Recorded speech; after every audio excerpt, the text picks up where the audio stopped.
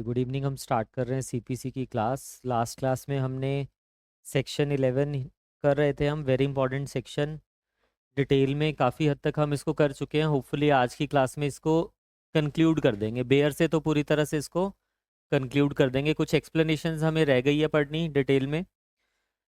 Last वाला हमारा essential रह गया था पढ़ने के लिए। हमने कल जो पढ़ा, कल की क्लास में कुछ बच्चों को ऑनलाइन वाले में डाउट्स थे, तो मैं एक बारी फिर से उसको फास्ट फास्ट रिवाइज करवा देता हूँ आपको। हमने कल पढ़ा in a court competent to try such subsequent suit or the suit in which such issue has been subsequently raised। यहाँ पे देखो, जो कल मैंने आपको बताया वो ये बताया, जो कॉम्पिटेंसी है ना, हम सूट की कॉम्पिटेंसी थोड़ा ना देख रहे हैं। कुछ बच्चों ने ये भी पूछ लिया कि सर पहले वाला सूट कॉम्पिटेंट होना चाहिए या बाद वाला सूट कॉम्पिटेंट। सूट कौन कब से कॉम्पिटेंट होने लग गया? कोर्ट की कॉम्पिटेंसी होगी ना, कि कोर्ट कॉम्पिटेंट है ट्राई करने के लिए या नहीं है। तो कॉम्पिटेंसी हमारे पास कोर्ट की जो जुरिस्डिक्शन है उसको कॉम्पिटेंसी कहते हैं। तीन तरह की जुरिस्डिक्शन होती है कोर्ट की हमेशा। एक होती है सब्जेक्ट मैटर, पेक्यूनरी जुरिस्डिक्शन, और टेरिटोरियल। टेरिटोरियल वाली यहाँ पे कवर नहीं हो रही है। इवन की सब्जेक्ट मैटर वाली भी यहाँ पे अगर हम देखें तो कवर नहीं हो रही है। कौन से वाले कोर्ट की? सिविल वाले कोर्ट की। वैसे में अगर हम देखें उसको, क्योंकि वो लिमिटेड जुरिस्डिक्शन में हम उसको कवर नहीं कर रहे हैं। हमने ये बोला कल की क्लास में, एक फॉर्मर कोर्ट होगी हमारे पास, एक सब्सिक्वेंट कोर्ट होगी। हमें ये देखना है जुरिस्डिक्शन इस कोर्ट की, फॉर्मर कोर्ट की। सूट की जुरिस्डिक्शन नहीं है। सूट पहले भी आपने वही डाला, अभी भी आप वही सूट लेके आ रहे हो। प्रेजेंट सूट देखेंगे हम, प्रेजेंट सूट देखेंगे हम, कि जो अब वाला मेरा सूट है, अगर मैंने ये सूट यहाँ पे ही फाइल किया होता, क्या ये वाली कोर्ट कॉम्पिटेंट थी इस सूट को डिसाइड करने के लिए? जो आज मैं सूट लेके आ रहा हूं, एक मेरे पास फॉर्मर सूट है यहाँ पे। फॉर्मर सूट कौन सा हुआ? विच हैज बिन डिसाइडेड, जिसमें जजमेंट आ चुकी है। अब मैं सब्सिक्वेंटली एक और सूट लेके आ रहा हूं। कौन सी कोर्ट में? सब्सिक्वेंट कोर्ट में। तो मुझे ये देखना है कि ये वाला सूट अगर मैंने उस समय पुरानी कोर्ट में यानी कि फॉर्मर कोर्ट में डाला होता, तो क्या ये कोर्ट इस सूट को डिसाइड कर सकती थी? क्या इस कोर्ट के पास कॉम्पिटेंसी थी इस सूट को डिसाइड करने की?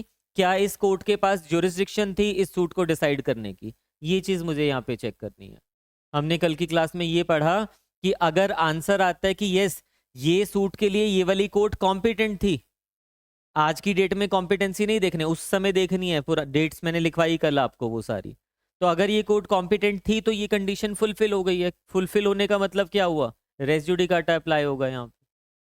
फिर मैंने आपको बताया कि हाँ, अगर ये कंडीशन फुलफिल नहीं होती है, आंसर आता है कि this former court was not competent to try the present suit, यानी कि इट वाज, जो फॉर्मर कोर्ट है, इट वाज इनकॉम्पिटेंट। तो इनकॉम्पिटेंस में हमने स्ट्रेट अवे ये नहीं कह देना कि ये कंडीशन फुलफिल नहीं हुई इसलिए रेस जुडिकाटा नहीं लगेगा। जनरल रूल तो यही समझ आ रहा है प्राइमा फेसाई की नहीं लगेगा। बट उससे पहले हमेशा जब भी इनकॉम्पिटेंसी आएगी, हमें एक्सप्लेनेशन लास्ट 8th वाली पढ़नी है साथ में। एक्सप्लेनेशन 8th जो है 1976 अमेंडमेंट से ऐड किया गया। उसके अकॉर्डिंगली वो क्या कह रहा है? अगर जो ये फॉर्मर कोर्ट है ये इनकॉम्पिटेंट कोर्ट सिर्फ और सिर्फ किस रीजन से है? सिर्फ और सिर्फ लिमिटेड जुरिस्डिक्शन की रीजन से है, तब फिर वो लिमिटेड जुरिस्डिक्शन वाला जो है उसमें हम उस कोर्ट को इनकॉम्पिटेंट नहीं कहेंगे। हम बोलेंगे कि ये कोर्ट इस इशू को डिसाइड कर सकती थी, यानी कि कॉम्पिटेंट ही थी। डीम्ड कॉम्पिटेंट मान के चलेंगे वहां पे। तो रेस जुडिकाटा फिर से लग जाएगा, भले ही स्ट्रेट फॉरवर्ड हमारे पास, यानी कि अगर ये कोर्ट इनकॉम्पिटेंट है प्लस ये कोर्ट है लिमिटेड जुरिस्डिक्शन की कोर्ट, तब रेस जुडिकाटा अप्लाई होगा, भले ही वो इनकॉम्पिटेंट क्यों नहीं थी। अगर ये कोर्ट है incompetent plus not court of limited jurisdiction, फिर ये नॉर्मल रूल में आ जाएगा, यानी कि फिर रेस जुडिकाटा अप्लाई नहीं होगा। ये चीज हमने कल किया था डिटेल में। अभी तक हमने 5 एसेंशियल्स पढ़ ली हैं इसकी। 5 एसेंशियल्स में हमने क्या क्या पढ़ा? फर्स्ट पढ़ा 2 सूट्स होने चाहिए। 2 सूट्स में से एक फॉर्मर वाला सूट, एक सब्सिक्वेंट वाला। फॉर्मर सूट कौन सा होता है? Which has been decided first, जो पहले डिसाइड हुआ है, वेदर इंस्टीट्यूटेड अर्लियर और नॉट। पहले इंस्टीट्यूट हुआ है नहीं हुआ वो मैटर नहीं करेगा, जो डिसाइड पहले हुआ है। फिर हमने सेकंड पढ़ा कि सेम टाइटल होना चाहिए। टाइटल कैसे निकालेंगे हम? सेम सब्जेक्ट मैटर होना चाहिए दोनों सूट्स के बीच में। उस सब्जेक्ट मैटर से जो मेरा कॉज ऑफ एक्शन, सॉरी, जो मेरा कैपेसिटी, लीगल कैपेसिटी वहां पे जो मेरी बन रही है, वो सेम होनी चाहिए फॉर्मर वाले में भी और सब्सिक्वेंट वाले में भी। फिर मैंने कहा third, matter in issue same होना चाहिए, फॉर्मर सूट का भी और सब्सिक्वेंट सूट का भी। मैटर इन इशू क्या होता है, ये दो तरह से हम इस चीज को पढ़ रहे हैं। पहला मैंने आपको एक चीज बताया कि मैटर इन इशू होता है कि मैं, how I am claiming this legal capacity, मैं कैसे ओनरशिप में क्लेम कर रहा हूँ, लेसी हूँ एज अ क्लेम कर रहा हूँ, कैसे क्लेम कर रहा हूँ इस लीगल टाइटल को, वो मेरा हो जाएगा मैटर इन इशू। और हम इसको कह सकते हैं जो कोर्ट ने इश्यूज फ्रेम किए हैं वो हो जाएंगे matter in issue.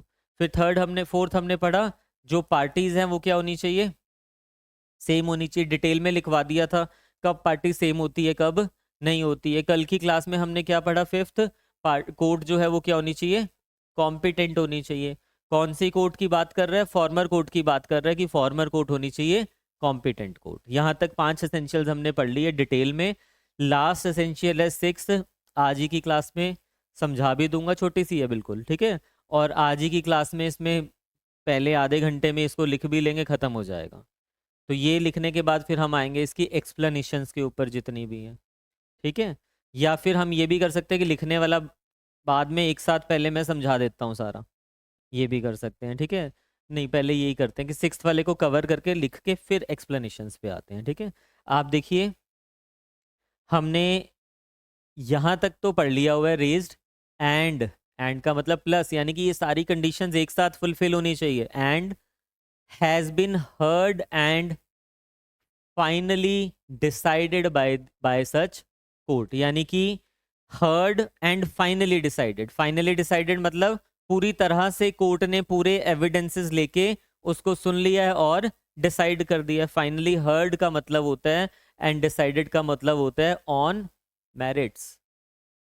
On merits, merits पे उस चीज को डिसाइड किया। कोई भी चीज ध्यान से सुनना, मेरिट्स पे कब डिसाइड होती है, जब आपने कोई सूट फाइल किया कोर्ट में और कोर्ट को कह रहे हो कि ये कॉन्ट्रैक्ट जो है इन्होंने ब्रीच की है, सामने वाले ने, ये प्लेंटिफ साइड है ये डिफेंडेंट साइड है, ये कह रहे हैं कि इन्होंने ब्रीच की है, हमें डैमेजेस दिलवाए जाएं।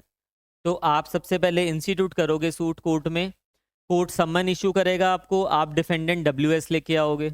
अब कोर्ट देखेगा दोनों के बीच में झगड़ा क्या, उस चीज के लिए इश्यूज बन जाएंगे। अब एक एक इशू के ऊपर आप दोनों साइड को सुना जाएगा। प्लेंटिफ को पहले सुना जाएगा, प्लेंटिफ अपने एविडेंसेस लाएगा, आपको सुना जाएगा, आप अपने एविडेंसेस लाओगे, फाइनल हियरिंग हो जाएगी उस मैटर की और जजमेंट आ जाएगी। ये केस कैसे डिसाइड हुआ, फाइनली डिसाइड हो गया क्योंकि जजमेंट आ गई है उसमें। अब ये जो डिसाइड किया है फाइनली, ये मेरिट्स पे डिसाइड किया है। मेरिट्स मतलब केस के एविडेंसेस के ऊपर हम गए हैं, जो बात आप कह रहे थे कोर्ट को, कोर्ट ने उसके ऊपर आपको सुना है। इट मीन्स कि case has been decided on merits.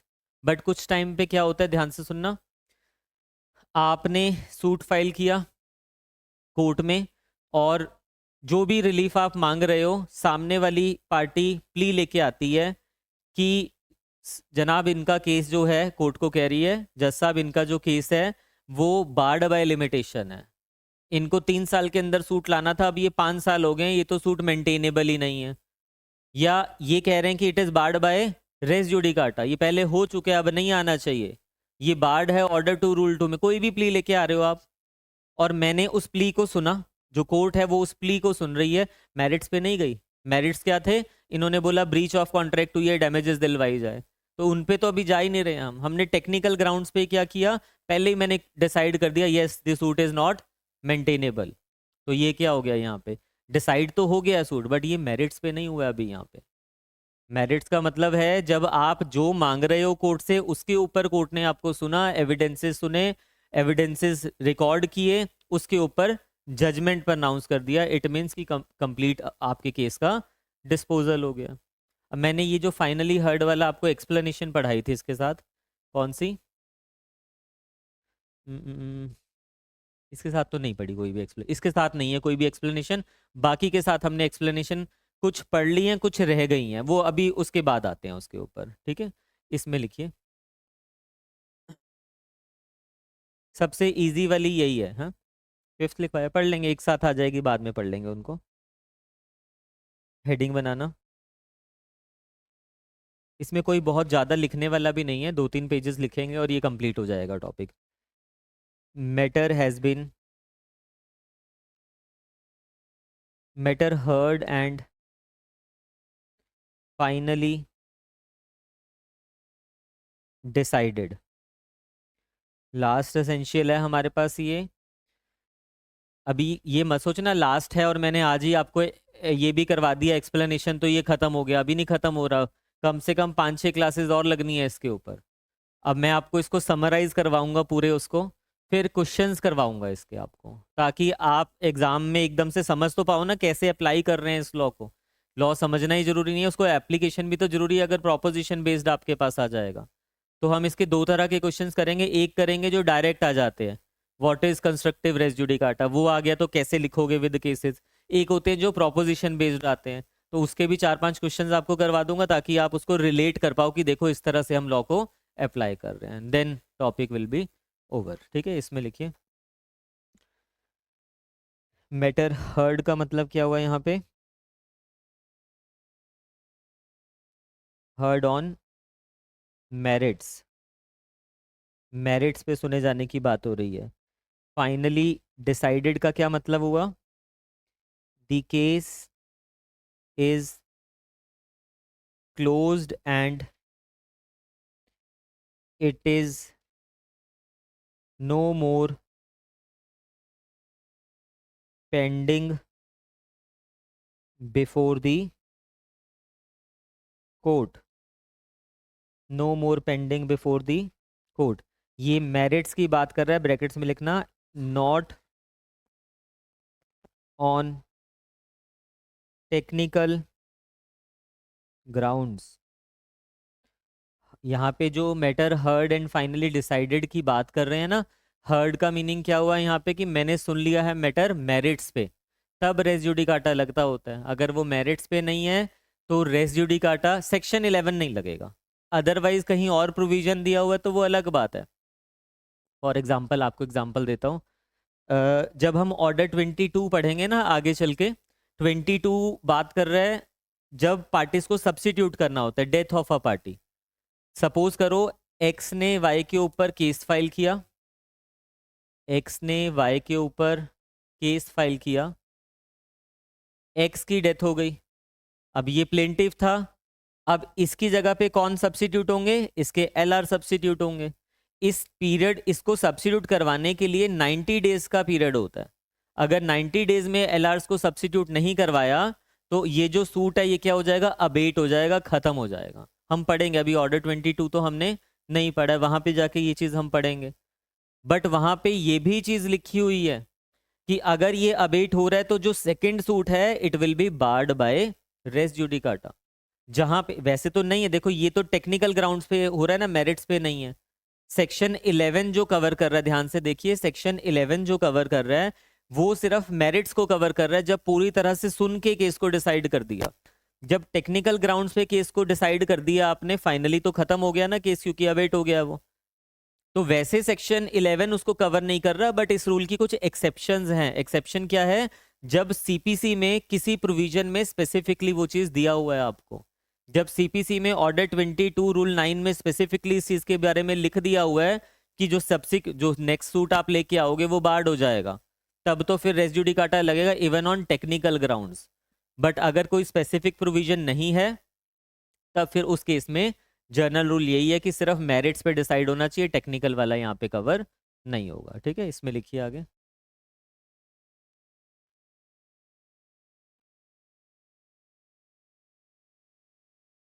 On merits means, on merits means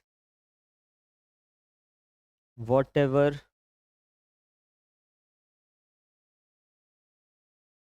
evidences are there related to merits of the case are recorded। पूरे के पूरे एविडेंसेस जो केस से रिलेटेड थे, कोर्ट ने उसको क्या किया, रिकॉर्ड किया। एंड अप्रेज्ड, अप्रेज्ड का मतलब क्या होता है, जुडिशियल माइंड यूज करना, ठीक है, appraised by the court according two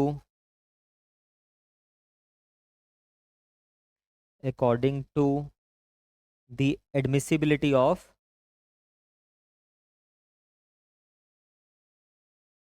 of evidences. ना सिर्फ उनके एविडेंसेस लिए, उस पे जुडिशियल माइंड लगाया और उसको जो जो एडमिसिबल थे एडमिसिबल किया, पूरी तरह से मैटर को सुना और लास्ट में उसको डिसाइड कर दिया। मेरिट्स पे होना चाहिए, बस इतना याद रखना। आगे लिखिए।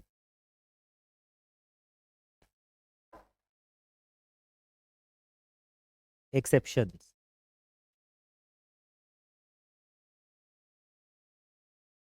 That is when not on merits, brackets में करना, टेक्निकल ग्राउंड्स।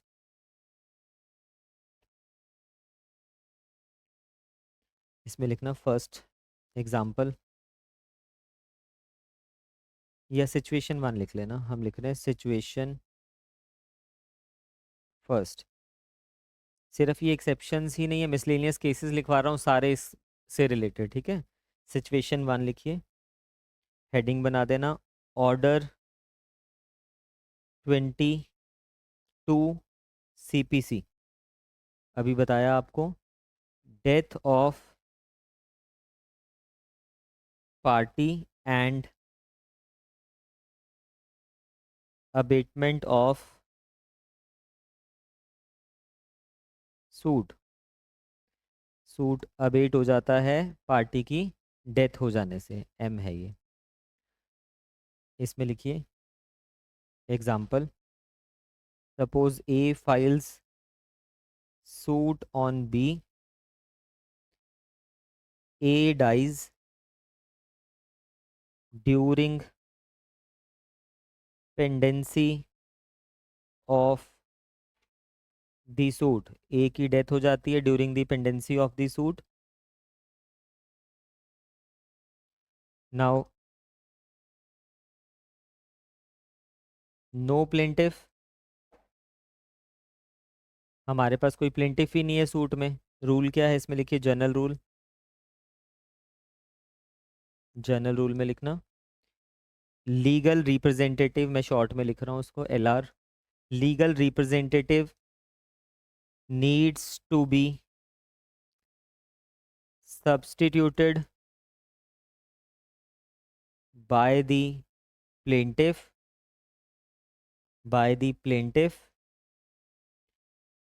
और ऑन हिज बिहाफ। प्लेंटिव तो है नहीं, बट इसके बिहाफ पे फिर लीगल LR को कौन किया जाए, क्या किया जाएगा, सब्स्टिट्यूट किया जाएगा। इसमें लिखना लिमिटेशन, इसी के साथ ही चल रहा है बेसिकली ये, ठीक है। लिमिटेशन पीरियड फॉर सब्स्टिट्यूशन, इसको सब्स्टिट्यूट करवाने के लिए limitation period very very important for prelims. Number of times ये आपसे प्रीलिम्स में पूछा जाता है। इसमें लिखना विद इन 90 डेज, कितने दिन में मुझे सब्स्टिट्यूट करवाना पड़ेगा, with in 90 days, and on expiry of 90 days, on expiry of 90 days the suit will abate. वो सूट 90 डेज के बाद अबेट हो जाएगा अगर मैंने उसको सब्स्टिट्यूट नहीं करवाया। इसमें लिखना if suit abates will it amount to heard and finally decided। आप बताइए, लिखिए फिर इसको। No, because the suit is not decided on merits. कोई एविडेंसेस नहीं लिए, कुछ नहीं किए, भले ही उस आपने फाइनल कर दिया उसको, but it is not decided on merits. इसमें लिखिए therefore according to section 11, therefore according to section 11 res judicata will not apply. Section 11 के अकॉर्डिंगली तो नहीं लगना चाहिए, क्योंकि हर्ड एंड फाइनली डिसाइडेड के उसमें नहीं आ रहा है ये। बट ध्यान से लिखना है यहाँ पे, very important, but order 22 rule 9 specifically provides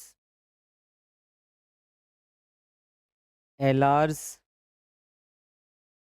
will not be allowed to file suit again. LRs will not be allowed to file suit again. Therefore, barred by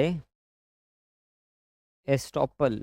इसको रेस जुडिकाटा नहीं कहेंगे यहाँ पे, रेस जुडिकाटा तो 11 में cover हो रहा है ना, ये broader concept of res judicata कह सकते हो आप। रेस जुडिकाटा मैंने आपको स्टार्टिंग की क्लास में बता दिया था कि ये एक वाइडर टर्म है हमारे पास, एक ये मैक्सिम है हमारे पास रेस जुडिकाटा, उसके डिफरेंट डिफरेंट शेड्स हमें दिए हुए हैं पूरे थ्रू आउट सीपीसी में। तो यहाँ पे जो ये रूल 9 आपको कह रहा है ऑर्डर 22 का, वो कहता है कि वो सेकंड सूट अलाउड नहीं है उनको, तो वहाँ पे पार्टीज आर स्टॉप्ड। जो एलआर्स है उनको स्टॉपर लगाया जा रहा है कि आप सेकंड सूट नहीं ला सकते हो। कॉन्सिक्वेंसेज वही हो रहे हैं जो रेस जुडिकाटा में हो रहे हैं।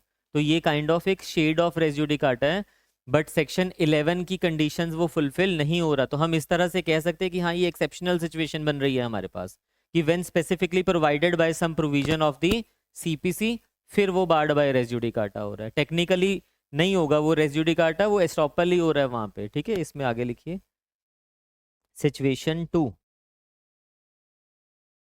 ये फर्स्ट था ना हमारे पास, सिचुएशन सेकंड। मैं डिफरेंट प्रोविजंस लिखवा रहा हूँ आपको पूरे सीपीसी की, कहाँ कहाँ पे ऐसी चीज़ें दी हुई हैं जो शेड ऑफ रेस जुडिकाटा की बात कर रहे हैं। काइंड ऑफ एक्सेप्शन की प्रिंसिपल तो वही अप्लाई हो रहा है ना एक तरह से। इसमें लिखिए consent oblique compromise decree, consent oblique compromise decree. For example इसमें लिखना A filed suit against B, A ने बी के ऊपर सूट फाइल किया। Later A and B enters into a compromise, and किसी भी तरह से हो सकता है compromise, but this compromise is written मान लेते हैं, प्लस साइंड, क्योंकि कोर्ट में ओरली तो नहीं करोगे, रिटन और साइंड होना चाहिए। And this compromise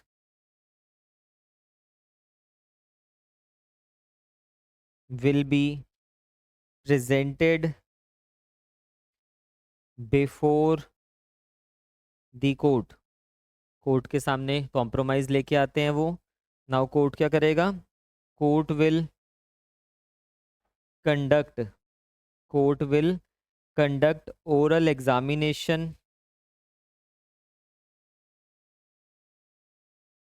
of the parties as to whether the compromise was made voluntarily or not। आपके पास ना बहुत कॉम्प्रोमाइजेज आते हैं कोर्ट में, खुशी भी बहुत होती है जब कॉम्प्रोमाइज़ आता है। रीज़न, आपकी यूनिट्स पूरी करनी होती है आपको, जो जब आप बन जाओगे सिविल जज तो आपको यूनिट्स पूरी करनी होती है कि इतने एनुअली मेरी एक मंथ की इतनी होती है और एनुअली इतनी यूनिट्स कंप्लीट होनी चाहिए। जो भी डिसाइडेड केसेस होते हैं उस पर आपको यूनिट मिलती होती है। कोई एप्लीकेशन डिसाइड कर रहे हो या कोई केस डिसाइड कर रहे हो, यूनिट मिलेगा। बाकी केस डिसाइड करना है तो उसमें आपकी बहुत ज़्यादा मेहनत लगती होती है, जजमेंट लिखवाना और ये। इसमें तो कोई आपकी मेहनत नहीं है ना, पार्टीज ने कॉम्प्रोमाइज़ कर लिया। और यूनिट्स भी स्टेट वाइज होती है यूनिट्स तो, खैर ठीक है। तो क्या होता है अब इसमें, जब भी कॉम्प्रोमाइज़ आएगा राइटिंग में साइंड होगा, दोनों पार्टीज आपके पास आएंगे, उनके वकील खड़े होंगे। आपकी ड्यूटी है वहाँ पे कि एक बार ही पार्टीज का ओरल एग्जामिनेशन कर लो कि आप प्रेशर तो नहीं किसी ने क्रिएट किया, मर्जी से कर रहे हो कॉम्प्रोमाइज़, पता भी है क्या चीज़ का कॉम्प्रोमाइज कर रहे हो। जरूर पूछना अगर कोई आपको ऐसा लग रहा है ना कि सामने वाला पर्सन थोड़ा कम पढ़ा लिखा है या उसको चीज़ों की समझ नहीं होगी, कहीं ऐसा तो नहीं कि किसी ने मिलजुल के उससे अंगूठा लगवा लिया उसके कॉम्प्रोमाइज़ पे, ऐसा।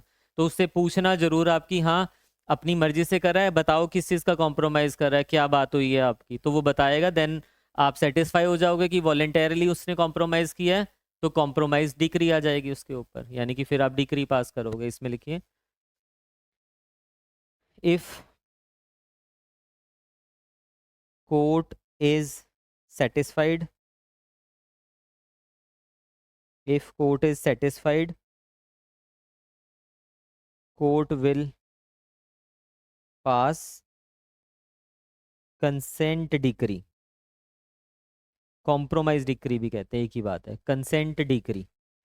ये टॉपिक अभी हमने पढ़ा नहीं है, ये कंसेंट डिक्री वगैरह जब 96 सेक्शन हम पढ़ेंगे वहाँ डिटेल में जाके पढ़ेंगे अपील्स वगैरह के टाइम पे। बट अभी तो हम सिर्फ इतना पढ़ रहे हैं कि हाँ इसका यहाँ क्या रिलेशन है, ठीक है। इसमें लिखिए, नाउ, आप बताएंगे, now evidences not recorded, evidences not recorded, evidence तो नहीं रिकॉर्ड किए कोर्ट ने, बेस्ड ऑन, जजमेंट किस पे आ रही है, based on compromise between the parties, this is based on compromise between the parties. बताओ, will it amount to heard and finally decided, नहीं होना चाहिए ना मतलब ये, जब आप हर्ड एंड फाइनली डिसाइडेड का मतलब समझिए, आप मेरिट्स पे जब जा रहा है केस, यहाँ आपने किसी एविडेंस को बुलाया, आपने किसी एविडेंस को सुना, पार्टीज को सुना, कुछ भी नहीं हुआ ऐसा, वो लिख के लाए, आपने वेरीफाई किया और डिक्री पास कर दिया, तो यहाँ पे हर्ड एंड फाइनली डिसाइडेड तो नहीं हो रहा। इसमें लिखिए, not, therefore not heard and finally decided, not heard and finally decided,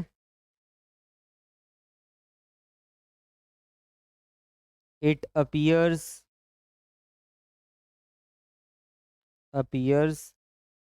res judicata will not apply, क्योंकि कंडीशन फुलफिल नहीं हो रही है। बट इसमें लिखना, but subsequent suit is still barred, subsequent suit is still barred under order 23 rule 3A, specific provision दिया हुआ है। 23 ऑर्डर किस चीज़ का है, विड्रॉल कॉम्प्रोमाइज की बात कर रहा है। रूल 3A में स्पेसिफिक आपको प्रोविजन दिया हुआ है, बट इसको हम रेस जुडिकाटा नहीं कहेंगे, ये क्या होगा, एस्टॉपल, एस्टॉपल होगा ये, ब्रॉडर, मतलब फिर भी रेस जुडिकाटा नहीं लगते हुए भी, सेक्शन 11 की एप्लीकेबिलिटी नहीं होते हुए भी सेकंड सूट इज बार्ड। तो सेकंड सूट बार्ड करने के लिए ये जरूरी थोड़ा ना कि सेक्शन 11 आएगा तभी सेकंड सूट बार्ड होगा। एक ना हमने ऊपर इसको एक्सेप्शन लिख दिया, एक्सेप्शन मत लिखो, आप कंफ्यूज हो जाओगे आने वाले टाइम में। है तो kind of exception, but exam में भी मत लिख देना कि ये एक्सेप्शन हैं, क्योंकि सेक्शन 11 में तो फिर भी कवर नहीं हो रहा ना वो चीज़। हमने ये हेडिंग जो बनाया ना, exception when not on merits, ये मत लिखिए, इसी तरह लिख देना miscellaneous cases, miscellaneous cases when not on merits, यानी कि टेक्निकल ग्राउंड्स, फिर भी हम उसको बार कर रहे हैं। एक्सेप्शन से कंफ्यूज हो जाओगे, वो ठीक नहीं लग रहा वहाँ पे लिखा हुआ। हाँ जी, ओरल एग्जामिनेशन रिगार्डिंग, रिगार्डिंग कि एग्जाम जो उन्होंने कॉम्प्रोमाइज़ किया है वो वॉलेंटरली किया या नहीं किया, केस के मेरिट्स पे फिर भी नहीं गया वो। है ना, सिर्फ ये पूछ रहे हैं उनसे कि अपनी मर्जी से किया ये कॉम्प्रोमाइज, किसी ने प्रेशर वगैरह तो नहीं क्रिएट किया था। तो मेरिट्स होगा जो उन्होंने डिमांड किया था, रिलीफ मांगा था, जो एविडेंसेस थे उनको सुनना, वो मेरिट्स हो जाएगा। ठीक है। मेन एप्लीकेशन, मेन केस पे जो मेरिट्स आप मांग रहे थे, जो केस के फैक्ट्स थे, उस पे तो गए नहीं ना वो। उन्होंने तो कॉम्प्रोमाइज देखा कि उन्होंने अपनी मर्जी से किया है सामने वालों ने या नहीं किया। आपने कॉम्प्रोमाइज, जब आपके पास आते हैं, दो ही चीज़ें देखनी होती है उसमें, पूरे कॉम्प्रोमाइज में। पहला कि वो वॉलेंटरली हुआ है या नहीं हुआ, आपको सामने ही पता चल जाएगा वॉलेंटरली हुआ है या नहीं हुआ। कोर्ट्स इसके लिए वैसे बॉदर भी नहीं करते हैं, आए हैं तो कहते हैं कि ठीक है जाओ कॉम्प्रोमाइज़ हो गया। अब ये नहीं कि अगर पार्टीज कॉम्प्रोमाइज़ दे रही हैं तो आप हर केस में वही करोगे कि हाँ मैंने डिक्री पास ही कर देनी है। अदरवाइज देख लेना कि वैलिड चीज़ तो अनाउंस कर रहे हो ना। सपोज मैंने केस कर दिया अर्पित के ऊपर, मैं कह रहा हूँ कि ये ताजमहल मेरा है और ये मेरा टाइटल डिनाई कर रहा है या कुछ भी, ओनरशिप मुझे खतरा है इससे। तो डिक्लेरेशन दिया जाए कि जो ताजमहल है, I am the owner of this. अगले दिन मैं इसके साथ मिलके कोर्ट में कॉम्प्रोमाइज ले जाता हूँ। तो ये नहीं कि आपने देखा कि कॉम्प्रोमाइज आया तो मैंने पास ही कर देना। इनवैलिड चीज़ों को वैलिड मत कर देना। उतना तो देखोगे आप, बट मेरिट्स पे नहीं जा रहे हो कि किसी एविडेंसेस को बुलाया या बाकी चीज़ें आपने सुनी, वो चीज़ें उसमें नहीं होती हैं। ठीक है। इसमें लिखिए आगे, सिचुएशन थर्ड, सेकंड थर्ड है ना ये, situation third,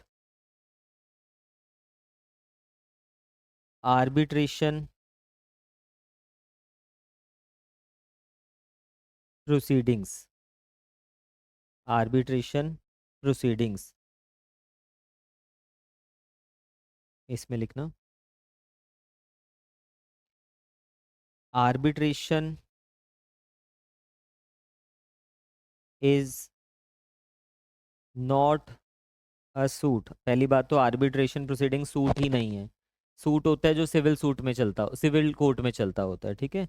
and section 11 does not apply. Arbitration section 11 किस पे लग रहा है? सिर्फ इश्यूज पे लग रहा है और सूट्स पे लग रहा है। अभी तक तो इतना ही पढ़ा है हमने। आर्बिट्रेशन पे वो नहीं लगता होता। आगे लिखिए इसमें, बट द ब्रॉडर या broad but the broad principle of res judicata will apply। Res judicata is a very wide term. तो broad principle of res judicata arbitration पे भी लगता होता है। ये नहीं कि आर्बिट्रेशन को बार बार आप लेके जाओगे आर्बिट्रेटर के पास। हाँ, वो फाइनली माना जाएगा वहाँ पे, बट सेक्शन 11 एप्लीकेबल नहीं हो रहा है। वो broad principle of res judicata हम वहाँ पे लगाते होते हैं। ठीक है। फिर इसके आगे लिखिए सिचुएशन 4, सिचुएशन 4 इसमें लिखना non speaking judgments, non speaking judgments. Non speaking judgments कौन सी होती है? Without reason, without reasoning. आपको याद है जब हमने ऑर्डर 20 पढ़ा था? ऑर्डर 20 हम पढ़ चुके हैं, जजमेंट डिक्री वाला। जब डिक्री का टॉपिक हमने पढ़ा है उसमें हमने ऑर्डर 20 भी पढ़ा है उसके साथ। वहाँ पे हमने पढ़ा कि जितनी भी जजमेंट्स होती हैं वो रीजनड होती हैं। जजमेंट में क्या क्या चीज़ें लिखनी होती हैं, बिना रीज़न के आप जजमेंट नहीं दोगे। रीजनिंग बहुत इंपॉर्टेंट चीज़ है। जैसे आपसे क्वेश्चन पूछा एग्जाम में कि क्या रेस जुडिकाटा अप्लाई होगा या नहीं होगा, आप लिख रहे हो यस होगा या लिख रहे हो नहीं होगा, इससे काम नहीं चलेगा। वो रीजनिंग देनी पड़ेगी क्यों नहीं होगा। तो केसेस में भी ऐसा ही होता है, जब जजमेंट प्रनाउंस की जाती है ऑर्डर 20 कहता है विद रीजन होनी चाहिए। आपने एक जजमेंट प्रनाउंस किया, वो विदाउट रीजन है, रीजन नहीं दिए, यानी कि आपका ऑर्डर है, आपने रिलीफ तो दे दिया सामने वाले को, बट वो स्पीकिंग ऑर्डर नहीं है आपका। स्पीकिंग ऑर्डर का मतलब होता है जो विद रीजन होता है। ठीक है। अपने आप में ही बोल रहा है वो ऑर्डर कि देखो ये दिया है, इस बेसिस पे दिया है। इसमें लिखिए general rule, general rule, a judgment oblique order can never be non speaking, non speaking as non speaking orders are per se void. Non speaking order को पर से वॉइड माना जाता है। तो क्या फिर इसको आप कह दोगे कि जो फॉर्मर हमारा मैटर था, it has been finally heard, finally and decided completely, ऐसा तो नहीं कहेंगे ना हम। देयरफॉर इसमें लिखना, therefore it can not be said to be heard and finally decided। तो जितने भी नॉन स्पीकिंग ऑर्डर होंगे, देयरफॉर नो रेस जुडिकाटा, उसके ऊपर रेस जुडिकाटा नहीं लगने वाला। हर्ड एंड फाइनली डिसाइडेड हम नहीं मान के चलेंगे उसको। सिचुएशन फिफ्थ लिखिए, situation 5, x parte decree. X parte decree क्या होती है? एक साइड ही है, दूसरी साइड प्रेजेंट नहीं है, एक ही को सुना। प्लेंटिफ ने सूट फाइल किया, डिफेंडेंट को कोर्ट में बुलाया गया, पहले तो वो कोर्ट में आता ही नहीं है या आया और बाद में एब्सेंट हो जाता है। कोर्ट ने क्या कर दिया, एक्स पार्टी, यानी कि कोर्ट कहता है अब आपके बिना ही हम इस केस को सुन लेंगे। तो जब एक्स पार्टी यानी कि दूसरी पार्टी डिफेंडेंट के बिना ही कोर्ट प्रोसीडिंग्स स्टार्ट कर रहा है आगे, ठीक है, इसमें लिखिए। नहीं लगेगा इसमें, कोई वो नहीं है कि कोई प्रोविजन होगी इसमें, ऐसा नहीं है। नहीं, इसकी नहीं है, ठीक है। फोर्थ वाले का कुछ नहीं है ऐसा। जब स्पीकिंग ऑर्डर ही नहीं है, ये तो हम मिसलेनियस, तभी मैंने बाद में लिखवा दिया ना कि मिसलेनियस केसेस हम देख रहे हैं। पहले 3 में तो हमने देख लिया कि सीपीसी में स्पेसिफिक प्रोविजन दिया हुआ है कि रेस जुडिकाटा नहीं भी लग रहा तो एस्टॉपर लगा रहे हैं या ब्रॉडर उसका प्रिंसिपल लगा रहे हैं हम वहाँ पे। पहले 2 में तो सीपीसी में प्रोविजन है, आर्बिट्रेशन वाले में हम ब्रॉडर रूल लगा रहे हैं उसका, और इसमें कह रहे हैं कि इसमें तो लग ही नहीं सकता। क्यों? जब स्पीकिंग ऑर्डर ही नहीं है, वो ऑर्डर ही वॉइड है आपका। वॉइड का मतलब वो ऑर्डर कभी है ही नहीं है। जब कभी है ही नहीं है तो उसको कैसे कह सकते हो कि कंप्लीटली एंड फाइनली डिसाइडेड हुआ था? ठीक है, इसमें लिखिए एक्स पार्टी डिक्री, इसमें लिख रहे हैं हम x parte decree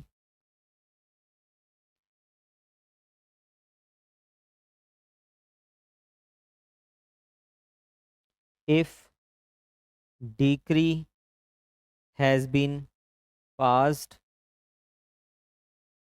in the absence of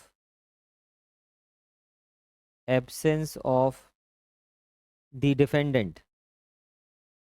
अभी हमने ना ये पढ़ा नहीं है, ऑर्डर 9 जब हम पढ़ेंगे डिटेल में जाएंगे इस कॉन्सेप्ट के ऊपर। अभी सिर्फ इतना याद रखो, प्लेंटिफ इज प्रेजेंट, डिफेंडेंट नहीं आ रहा कोर्ट में, तो कोर्ट वेट थोड़ा ना करेगा कि जब आप आओगे तभी डिसाइड किया जाएगा। कोर्ट एक्स पार्टी कर देगा, डिसाइड करेगा उसके बिना, ठीक है। एब्सेंस ऑफ द डिफेंडेंट, इसमें लिखिए it will be called an ex parte decree, an ex parte decree, that is plaintiff present, his evidences recorded। जो है उसके तो एविडेंस को कोर्ट क्या करेगा, रिकॉर्ड करेगा। डिफेंडेंट एब्सेंट, डिफेंडेंट क्या है यहाँ पे, एब्सेंट है। His evidences not recorded.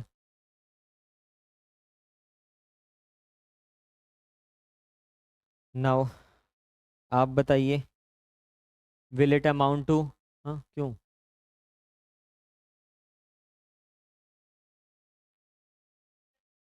नहीं, ये रहेगा, it will be heard and finally decided. Reason सुनो ना, देखो आपको थोड़ा, मैं वैसे जाना नहीं चाह रहा था डीपर, बट अब समझिए आप। ऑदी आल्ट्रम पातम हमने मैक्सिम सुनी है, no one should be unheard. आपको दोनों पार्टीज को सुननी है। कोर्ट की हमेशा ये रहती है, natural principle of natural justice कहते हैं कि दोनों पार्टीज को कंप्लीटली सुनो। बट इसका मतलब ये नहीं है कि दूसरी पार्टी आ ही नहीं रही, ये पार्टी आ ही नहीं रही, आप वेट करते रहो इन्फिनाइट पीरियड तक। इसका मतलब ये हुआ कि जब प्लेंटिफ ने सूट फाइल किया, डिफेंडेंट तक आपको समन्स पहुंचाने हैं, उसको नॉलेज होनी चाहिए कि केस चल रहा है उसके अगेंस्ट, उसको अपॉर्चुनिटी ऑफ बीइंग हर्ड देनी है हमने, कि आपको सुना जाएगा। आपने अपॉर्चुनिटी दिया, उसके बाद वो नहीं आ रहा है, इट इज हिज फॉल्ट। आपने जस्टिस के लिए जो हो सकता था, प्रिंसिपल ऑफ नेचुरल जस्टिस को फॉलो कर लिया, अब वो नहीं आ रहा है, उसके कारण से कोर्ट थोड़ा ना सफर करेगी। तो उसके कारण से, उसके नॉन एब्सेंस के कारण से हम ये नहीं कहेंगे कि मैटर डिसाइड नहीं हुआ। कोर्ट ने अपनी प्रोसीडिंग्स ऐसे ही चलाई। कैसे चलती है प्रोसीडिंग्स? प्लेंटिफ पहले एविडेंस लाएगा, प्लेंटिफ की बात सुनी जाएगी, डिफेंडेंट एविडेंस लाएगा, डिफेंडेंट की बात सुनी जाएगी, दोनों को सुन लिया जाएगा। अब हुआ क्या? प्रोसीडिंग्स वही चल रही है। प्लेंटिफ ने पूरे केस की गाथा गा दी कोर्ट के सामने कि sir these are the facts of the case, ये फैक्ट्स थे, ऐसा ऐसा हुआ, ये मेरे एविडेंसेस है जिससे मैं इस चीज़ को प्रूफ कर रहा हूँ, और मेरे ये केस जो है वो प्रूफ हो रहा है। वो तो दूसरी पार्टी तो एब्सेंट है, एक्स पार्टी चल रहा है। अब दूसरी पार्टी से सुना जाएगा, उसको वो तो है ही नहीं है सुनाने के लिए। और एक चीज़ और याद रखना, एक्स पार्टी जब हम डिटेल में पढ़ेंगे ना, तब मैं आपको करवाऊंगा। एक्स पार्टी प्रोसीडिंग में वो अदरवाइज पार्टिसिपेट नहीं कर सकता है, बट उसको क्रॉस एग्जामिनेशन का राइट फिर भी दिया जाता है। आप अपने एविडेंसेस नहीं लाओगे, बट आप ऐसे तो पार्टिसिपेट कर सकते हो, फिर भी नहीं आ रहे हो तो आपका फॉल्ट है ये। इट मीन्स कि जो इन्होंने एविडेंसेस दिए, क्रॉस का राइट उसको मिल रहा है, फिर उसने किया नहीं किया वो नहीं फर्क पड़ता, वो एविडेंसेस एस्टैब्लिश हो गए, आपने अपना केस प्रूव कर दिया। It will amount to heard and finally decided, या मान लीजिए कि deemed heard and finally decided. हाँ, फिर नहीं होगा। ये देखना प्रैक्टिकली पता क्या होता है, आपको मैं बताता हूँ। आपके पास बहुत सारे, जब हम ऑर्डर 5 पढ़ेंगे ना, तब मैं ये डिटेल में बताता होता हूँ। सम्मन्स की बहुत वैल्यू होती है। आपकी एक छोटी सी गलती ना केस को 10 साल पीछे ले जाएगा। रियलिटी बता रहा हूँ मैं आपको। केस को डिसाइड होने में कितने साल लग जाते हैं? 10 साल आराम से लग जाते हैं सिविल वाले मैटर्स को। आपने क्या किया, जब आप कोर्ट में नए नए जैसे सिविल जजेस बैठते हैं ना, समन्स का टॉपिक डिटेल में तो समझा नहीं होता क्या रेलेवेंस है, समन्स हमने इशू कर दिए, समन सर्व नहीं हुए अभी प्रॉपरली, आपने सफिशिएंट सर्विस मान लिया, केस को आगे बढ़ा दिया। अब उसके ऊपर कभी सर्विस हुई नहीं है। सर्विस किस तरह से होती है, कैसे सफिशिएंट मानी जाएगी, जब ऑर्डर 5 पढ़ेंगे तब देखेंगे। आपने सर्विस को सफिशिएंट होल्ड करके आगे चल पड़े, 5 साल केस चलता रहा, 5-6 साल में आपने डिसाइड भी कर दिया, आपके बाद नेक्स्ट जज आया, उन्होंने डिसाइड कर दिया। अब वो बैक तो नहीं जाएंगे ना, सर्विस सफिशिएंट है तो वो सफिशिएंट ही चलती जाएगी। अब केस में से पार्टी चलेगी, वो कभी आया ही नहीं, एक्स पार्टी जजमेंट होगी, वो चलेगी अपील में। दूसरी पार्टी अपील में जा रही है इस बात को लेके कि मेरे को पता ही नहीं था कोई केस चल रहा है, और मेरे अगेंस्ट एक्स पार्टी होके जजमेंट भी ले लिया सामने वाले ने, मेरे को कभी सम्मन ही नहीं सर्व हुए। एपिलेट कोर्ट उसको सुनेगी। अगर उसने ये चीज़ प्रूव कर दिया कि मुझे कभी सम्मन सर्व ही नहीं हुए, मेरे को नॉलेज ही नहीं थे, अब अपील भी 2 साल लग गए डिसाइड होते हुए, तो वो 6-7 साल बाद क्या हो जाएगा, रिमांड बैक हो जाएगा कि दोबारा से सुनो, अब शुरू से प्रोसीडिंग स्टार्ट होगी। तो इतने बड़े कॉन्सिक्वेंसेज होते हैं अगर हम सम्मन्स को अच्छे से नहीं करवा रहे हैं। वहाँ पे सम्मन्स नहीं हुए फिर नहीं माना जाएगा उसमें वहाँ पे वो, ठीक है। सम्मन्स प्रॉपर सर्व होने चाहिए। बट कैसे पता चलेगा सम्मन्स सर्व हुए हैं नहीं हुए? कोर्ट ने ऑर्डर पास कर दिया ना, सम्मन्स ड्यूली सर्व्ड, तो माना जाएगा ड्यूली सर्व्ड है, अनटिल अनलेस एपिलेट अथॉरिटी उस चीज को सेट असाइड नहीं कर रही है। आप उस चीज को चैलेंज नहीं कर सकते हो कि देखो मैं फाइल खोल के देख रही हूँ, यहाँ तो सम्मन्स हुए ही नहीं हुए, सम्मन के बैक साइड पे जो रिपोर्ट आई है प्रोसेस सर्वर की, वो तो उसने तो ये लिखा हुआ है कि वो घर पे था नहीं, और मैं सम्मन वापस ले आया और जज साहब ने कह दिया सम्मन सर्व हो गए और आगे चल पड़े। आप अपनी तरफ से नहीं, अगर वहां कह दिया ऑर्डर शीट में ये चीज है कि सम्मन ड्यूली सर्व्ड, इट मींस कि ड्यूली सर्व्ड अनटिल अनलेस कोई हायर अथॉरिटी उस चीज को खत्म ना कर दे, सेट असाइड ना कर दे, वो फाइनली ही माना जाएगा। You are no one to decide कि सम्मन ड्यूली सर्व हुए या नहीं हुए, कोर्ट ने डिसाइड कर दिया तो ड्यूली सर्व्ड है, ठीक है। नहीं, चलिए आगे लिखिए। Therefore it will it will be said to be heard and finally decided, heard and finally decided, res judicata will apply। ये मत सोचना कि एक पार्टी थी तो वो मेरिट्स पे नहीं है, कंप्लीटली डिसाइड वो हो चुका है, मान के चल रहे हैं। लास्ट लिखिए सिचुएशन 6, सिचुएशन 6 अपील्स, अपील्स इसमें लिखिए appeals are not suit, appeal are not suit but considered as continuation of a suit, considered as continuation of a suit, that is first appeal हो या सेकंड अपील हो, ये मान के चलते हैं हम कि वो क्या है, continuation ऑफ सूट, यानी कि वो सूट ही आगे चल रहा है, ये मान के चला जाता है अपील के केस में। तो सूट ही है अपील, तो फिर क्या होगा, रेस जुडिकाटा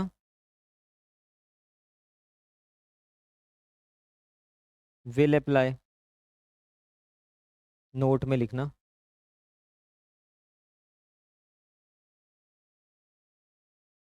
बेसिकली अपील में उसी को कंफर्म किया जा रहा है, हम ये कह रहे हैं, ठीक है। तो ये नहीं, अब एपेलेट कोर्ट ने कुछ डिसाइड कर दिया तो वो ही माना जाएगा कि ये डिसाइड हो चुका है उस चीज़ को। कल को आप एक और सूट डाल रहे हो उस चीज़ के लिए, तो ये नहीं बोलोगे वो तो अपील थी, ये सूट है, ठीक है। नोट में लिखिए if appellate court dismissed the appeal, और हम यहाँ पे अपील को अलग से भी देख रहे हैं, if appellate courts dismiss the appeal on merits then such appeal will be said to be heard and finally decided, heard and finally decided। Appellate court ने ना पूरा सुन के उसको मेरिट्स पे अपील डिसाइड कर दिया, तो वो अपील मानेंगे कि पूरी तरह से सुन लिया और फाइनली डिसाइडेड है। साथ में लिखिए if appeal gets dismissed on merits it will act as confirmation of judgment of lower court, confirmation of judgment of lower court, hence heard and finally decided, heard and finally decided। Merits पे चाहे allow कर रहे हैं चाहे कुछ भी कर रहे हैं, रेस जुडिकाटा विल अप्लाई। कहने का मतलब ये हुआ कि आपने ए ने बी के ऊपर अपील फाइल किया, दिस इज फर्स्ट अपील, फिर ए बी के ऊपर एक और अपील फाइल कर रहा है, सेकंड अपील नहीं कहोगे, उसने फर्स्ट अपील अगेन फाइल किया। सेकंड अपील अलग चीज हो गया, सेकंड अपील होता है जहां प्रोविजन आपको दिया हुआ है सेकंड अपील का, बट अगर आपको सेकंड अपील का एज सच कोई प्रोविजन नहीं दिया हुआ, सिर्फ एक ही अपील है, दो ये नहीं कि आप बोलो कि एक अपील डाल दिया फिर से मैं वहीं पे वापस से अपील डाल रहा हूँ, समझ रहे हो। मतलब अपील देखो 11 में क्या बात की गई है, इश्यूज और सूट की बात हो रही है, अपील तो नहीं लिखा हुआ वहां पे, बट हम कह रहे हैं कि अपील भी क्या है, कॉन्टिन्यूएशन ऑफ अ सूट है, वो सूट की ही कॉन्टिन्यूएशन मानी जाती है। अगर मैंने एक बारी अपील फाइल किया, उस कोर्ट ने डिसाइड कर दिया, सेम चीज सेकंड अपील सपोज प्रोविजन ही नहीं है, सेकंड अपील का वहां पे प्रोविजन ही नहीं है, मान के चल रहे हैं, तो ये थोड़ा ना कि मैं वापस से फर्स्ट अपील फाइल कर दूंगा, उस अपील के ऊपर भी क्या लग जाएगा, रेस जुडिकाटा लग जाएगा, क्योंकि सूट है या अपील है एक ही है ना बात। मैंने फर्स्ट सूट फाइल किया, फिर मैंने वापस से सेकंड सूट वही फर्स्ट सूट दूसरी कोर्ट में फाइल कर दिया सब्सिक्वेंट, तो जब सूट पे लग रहा है तो अपील पे भी लग जाएगा, ये बात हम कर रहे हैं यहाँ पे, ठीक है। कम हर्ड एंड कंप्लीटली डिसाइडेड आपको क्लियर हो गया पूरी तरह से। तो हमने बेयर एक्ट से ये वाला पूरा टॉपिक कंप्लीट कर दिया। बेयर एक्ट से हमने ये पूरा टॉपिक कंप्लीट कर दिया। सेक्शन 11 6 की 6 एसेंशियल्स आपको टिप्स पे क्लियर हो जानी चाहिए कि किस चीज़ की हम यहाँ पे बात कर रहे हैं। ठीक है, अब देखिए एक्सप्लेनेशंस हम पढ़ रहे हैं सारी की सारी जो हमारे पास रह भी गई हैं। कुछ हमने पहले पढ़ ली है थोड़ी बहुत, जो नहीं पढ़ी हैं वो हम अब देख रहे हैं एक बारी। पहला क्या दिया हुआ है आपको यहाँ पे, एक्सप्रेशन फॉर्मर सूट, ये तो हमें पता है ना।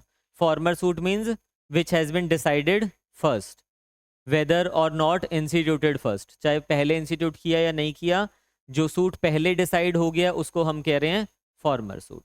ये क्लियर हो गया आपको, पहले भी डिटेल में पढ़ा हुआ है। सेकंड, ये हमने नहीं पढ़ा अभी तक एक्सप्लेनेशन, किस चीज़ की बात कर रहा है explanation two, for the competency कल हमने पढ़ा था ना, उसमें मैंने वैसे आपको 2 लिखवाई थी अगर आपको याद हो। ये इतनी कोई रेलेवेंट सी नहीं है, इंपॉर्टेंट भी नहीं है। जो इंपॉर्टेंट था लिमिटेड वाला वो हमने पढ़ लिया, कोर्ट ऑफ लिमिटेड जुरिस्डिक्शन हमने पढ़ लिया। इसमें क्या बात कर रहा है ध्यान से देखना, for the purposes of this section, यानी कि सेक्शन 11 के लिए, द कॉम्पिटेंसी ऑफ कोर्ट, जो हम कॉम्पिटेंसी ऑफ कोर्ट निकाल रहे हैं, shall be determined irrespective of any provisions as to the right of appeal from the decision of such court। यानी कि उस ऑर्डर से, उस डिसीजन से कोर्ट की अपील लायक करती है नहीं करती है, इस चीज से फर्क नहीं पड़ने वाला। कल को आप ये देखो क्या होता है ना जनरली,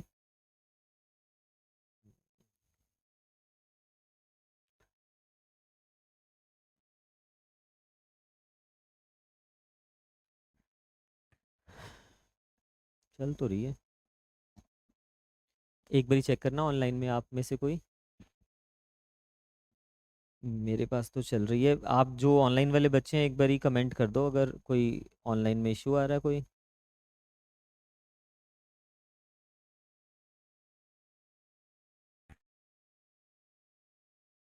जल्दी से बताओ, जसलीन, लोविंदर।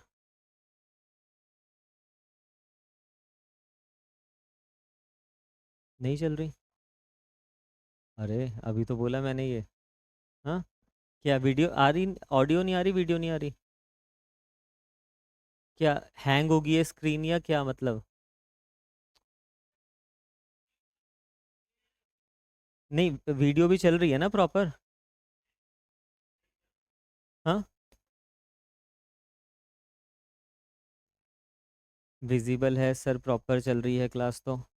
अच्छा, जिसकी नहीं चल रही वो एक बारी रिफ्रेश कर लो फिर उसको। पर बच्चे को कैसे पता चलेगा नहीं चल, मैंने बोला ही उसकी तो चल ही नहीं रही वीडियो। रिफ्रेश कर लो, क्लास चल रही है। ठीक है।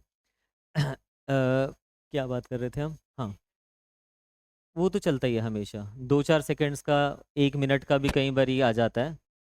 हाँ कोई बात नहीं, वो हो जाता है। ठीक है, चलिए आप देखिए हम क्या बात कर रहे थे। देखो क्या होता है ना जनरली, मैंने सूट फाइल किया, सूट फाइल करने के बाद मेरे पास एक राइट है, मतलब हो सकता है ना मैंने सूट को डिसाइड करते हुए, कोर्ट ने डिसाइड किया फर्स्ट सूट, डिसाइड करते हुए कोई एरर कर दिया, फॉल्ट तो हो ही सकता है। अब उस एरर को रेक्टिफाई करने के लिए क्या प्रोविजन होता है हमारे पास? एपीलेट कोर्ट, अपील का प्रोविजन इसीलिए बनाया गया ना।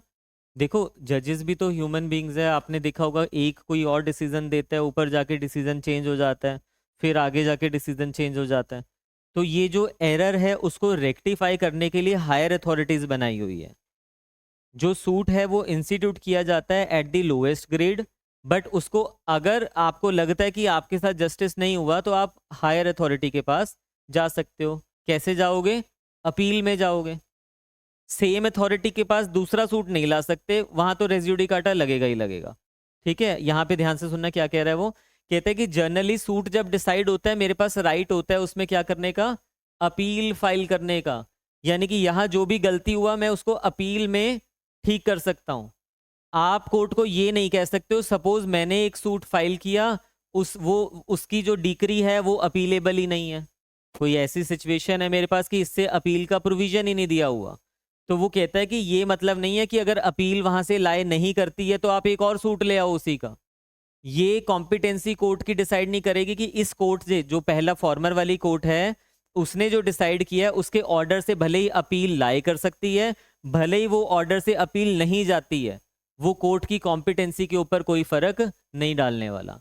कोर्ट तब भी कॉम्पिटेंट रहने वाला है, भले ही मैं सपोज फॉर्मर कोर्ट हूँ, ये चल रहा है 2015, ईयर 2015, मैं फॉर्मर कोर्ट हूँ, मेरी कोर्ट में एक केस चला, भले ही मैं जो डिसीजन दूंगा वो अपीलेबल है, अपील लाई करती है उससे, भले ही उससे अपील नहीं लाई करती है, ये मैटर ही नहीं है, इससे मेरी कॉम्पिटेंसी के ऊपर क्वेश्चन मार्क नहीं उठेगा, मेरी कॉम्पिटेंसी को इससे कुछ लेना देना नहीं है, ताकि कल को लोग ये ना बोले ना कि उससे अपील नहीं लाई करती थी इसलिए मैं सेकंड सूट लेके आया हूँ, इसलिए वो कॉम्पिटेंट नहीं थी। ऐसी कंफ्यूजन को दूर करने के लिए वो हमें बता रहा है कि फॉर्मर कोर्ट के डिसीजन से चाहे अपील लाए करे या ना करे फर्क नहीं पड़ रहा, वो हमेशा मानी जाएगी कॉम्पिटेंट कोर्ट। ठीक है, दोबारा से पढ़िए, देखिए क्या लिखा है।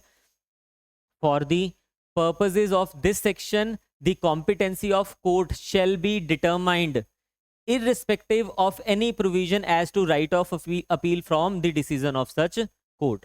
भले ही उस कोर्ट से डिसीजन से अपील जाती है या नहीं जाती है, हमें फर्क नहीं पड़ता, हम अदरवाइज उसकी कॉम्पिटेंसी डिटरमाइन करेंगे, यानी कि अपील उस डिसीजन से जो अपीलेबल है या नहीं है, it will not affect the competency. Competency आप इंडिपेंडेंट ऑफ दैट फैक्ट निकालोगे, उसके लिए आपको अपील का कुछ भी नहीं देखना है। तो कॉम्पिटेंसी के लिए एक हमने ये पढ़ा और एक हमने ये पढ़ा था लास्ट वाला, ये तो कल हो गया था हमें क्लियर। इसमें लिख देना कोर्ट ऑफ लिमिटेड ज्यूरिसडिक्शन, ये मैंने आज भी थोड़ा सा आपको बता दिया। कोर्ट ऑफ लिमिटेड ज्यूरिसडिक्शन में पिक्यूनरी वाले केस में कौन सी कोर्ट होती है? फॉर्मर वाली, जिसने पहले डिसाइड किया था, उसमें तो कोई डाउट ही नहीं है। सब्जेक्ट मैटर वाले में कौन सी कोर्ट होती है लिमिटेड ज्यूरिसडिक्शन की? जो स्पेशल कोर्ट बनाई गई है उसको लिमिटेड ज्यूरिसडिक्शन की कोर्ट कहते हैं। Civil court is never a court of limited jurisdiction. तो ये हमने यहाँ पे पढ़ लिया था, दोबारा पढ़ा देता हूँ एक बार अगर पढ़ना है। An issue heard and finally decided bye the court of limited jurisdiction. तो किसी कोर्ट ऑफ लिमिटेड ज्यूरिसडिक्शन ने भी अगर कोई इशू को हर्ड एंड फाइनली डिसाइड कर दिया, competent to decide such issue shall operate as res judicata, फिर भी वो क्या लग जाएगा? रेस जुडिकाटा माना जाएगा।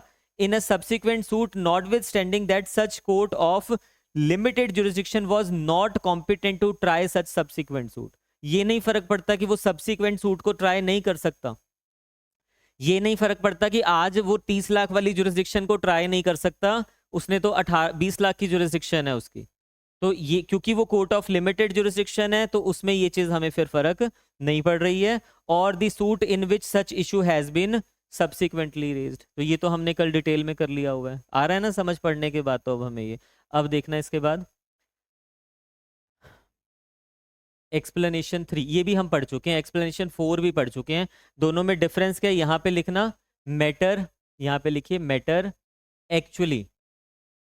एक्चुअली इन इशू, और इसमें लिखना मैटर कंस्ट्रक्टिवली इन इशू। इस वाले के लिए लिखोगे matter constructively in issue, matter actually in issue. जब भी मैटर एक्चुअल इन इशू होगा, पुराने वाले में भी सेम और अभी वाले में भी सेम, एक्चुअल में वही इशू था, अभी भी वही इशू है, तब क्या होगा? डायरेक्ट रेस जुडिकाटा लग जाएगा। जब कंस्ट्रक्टिवली मतलब which ought to have been made the ground of attack और डिफेंस, फिर भी हमने नहीं लिया, तो कंस्ट्रक्टिवली यहाँ पे बाहर हो जाओगे। हमने डिटेल में पढ़ लिया हुआ टॉपिक पहले, है ना? तो यहाँ पे यहाँ लगता होता है डायरेक्ट रेस जुडिकाटा, यहाँ लगता होता है कंस्ट्रक्टिव। एक बार पढ़ लेते हैं। The matter above refer to must in the former suit have been alleged.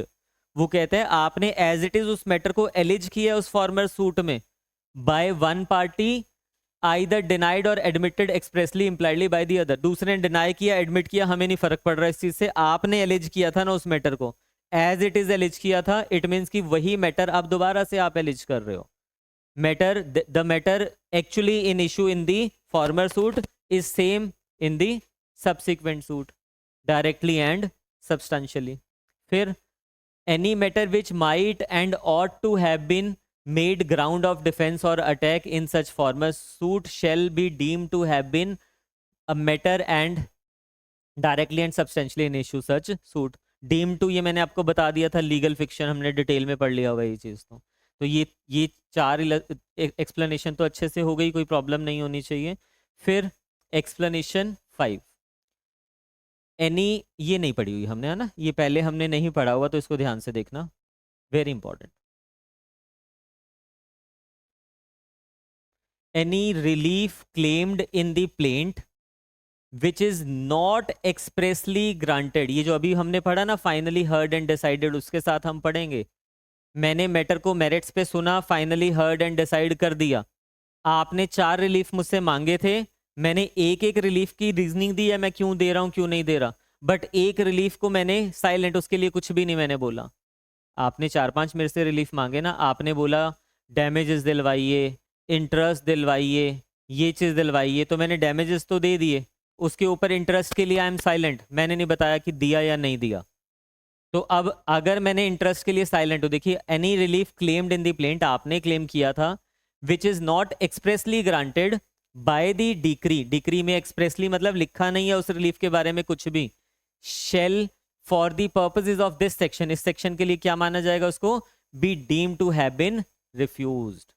वो सूट तो फाइनली एंड कंप्लीटली डिसाइडेड ही माना जाएगा, हर्ड फाइनली एंड डिसाइडेड माना जाएगा, बट ये रिलीफ की बात कर रहा है, वो रिलीफ माना जाएगा कि that relief has been refused. ये पेपर में बहुत पूछा जाता है प्रीलिम्स में, आपको सिंपल याद रखना है, जब भी हम कोर्ट से रिलीफ मांगते हैं, जितने भी मेरे पास रिलीफ है मैं सारे के सारे रिलीफ एक ही बारी में मांगूंगा, अगर नहीं मांगूंगा तो क्या होगा, ऑर्डर टू रूल 2 लग जाएगा। मैंने सारे रिलीफ एक ही बारी में मांगने हैं। सपोज करो मेरे 5 रिलीफ बन रहे हैं, वहां पे कोर्ट ने 4 रिलीफ तो दे दिए, एक के ऊपर कोर्ट बिल्कुल साइलेंट है, कुछ भी नहीं लिखा जजमेंट में उसके बारे में, it means that has been refused, वो कोर्ट ने हमें ग्रांट नहीं किया है। तो जो relief, any relief claimed in the plaint which is not expressly granted, जो एक्सप्रेसली कोर्ट ने मुझे ग्रांट नहीं किया, by the decree shall for the purposes of this section be deemed to have been refused, यहाँ पे माना जाएगा कि वो रिलीफ जो है वो रिफ्यूज कर दिया है। एग्जाम्पल बेस्ट यही याद रखो, डैमेजेस मांगे थे, कंपनसेशन मांग रहा हूं by way of damages, with interest मांग रहा हूं, मुझे डैमेजेस तो मिल गए, 1 लाख को कोर्ट ने दे दिया, बट इंटरेस्ट वाले पोर्शन में कुछ डिक्री में लिखा ही नहीं, जजमेंट में लिखा ही नहीं, it means interest has been refused by the decree, court ने रिफ्यूज कर दिया उसको। ठीक है, ये पेपर में बहुत आता है, प्रीलिम्स के लिए टिप्स पे याद रख लेना, वेरी इंपॉर्टेंट। आगे देखिए, ये भी हमने पहले नहीं पढ़ा है, एक्सप्लेनेशन 6 भी हमने पहले नहीं पढ़ा है, हमने इसको सेम पार्टीज के साथ पढ़ा था, मतलब पार्टीज, यहाँ पे ये बात किस चीज़ की कर रहा है, रिप्रेजेंटेटिव सूट की। रिप्रेजेंटेटिव आपको याद है, हमने ऑर्डर 1 रूल 8 में पढ़ा हुआ है, स्टार्टिंग की जब आपने क्लासेस लगाई, ऑर्डर 1 रूल 8 में रिप्रेजेंटेटिव सूट हमने पढ़ा था। क्या होता था, when parties are numerous, large number of parties, same interest है उन पार्टीज का, तो 1 या 2 लोग उनको रिप्रेजेंट कर देंगे, बाकी सभी को, suppose there are 1000 parties, plaintiff 1000 है, तो 1000 लोगों में से उन 1000 ने कहा कि ये 2 या 3 लोग हमें रिप्रेजेंट करेंगे, आप केस फाइल करो हमारे बिहाफ पे भी। तो केस वो 1000 का ही चल रहा है, बट कोर्ट में नाम किसका आ रहा है, वो 3 लोगों का आ रहा है, वो 3 लोग पूरी कम्युनिटी को वहां पे रिप्रेजेंट कर रहे हैं बेसिकली। जब वो सबको रिप्रेजेंट कर रहे हैं, हमने ये पढ़ा हुआ है ऑर्डर 1 रूल 8 में कि that judgment will be binding on all of the parties, all of the representative, जिनको भी रिप्रेजेंट किया जा रहा है, तो उसी की बात कर रहे हैं, ध्यान से देखिए।